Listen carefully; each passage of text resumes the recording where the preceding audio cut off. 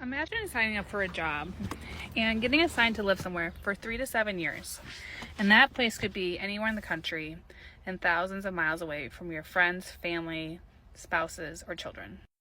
And at that job, you work on average probably 70 hours a week, typically working 14, 15-hour days with no assigned breaks, not a single one throughout the day. And then you work pretty much every other weekend, maybe every weekend, and you might get one day off every 10 days. And then when you're at that job, thousands of miles away from your friends and family for 3 to 7 years, working 70 hours a week, every decision you make, you have to discuss. And every mistake you make is magnified.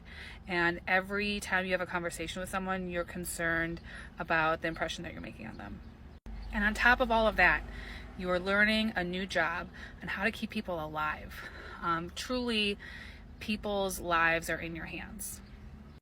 And you can't quit this job, because if you quit, getting another position is as close to impossible as it's going to get. So if you can't finish those 3 to 7 years, you are out of a job, out of a career, and probably hundreds of thousands of dollars in debt. Tell me that you wouldn't feel vulnerable in this position, because that is what resident physicians are.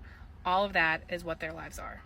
And that's why I get angry when people make these ridiculous videos, because they're a vulnerable population. And we know that because their suicide rates are so much higher than the average national rate. So yes, resident physicians are vulnerable.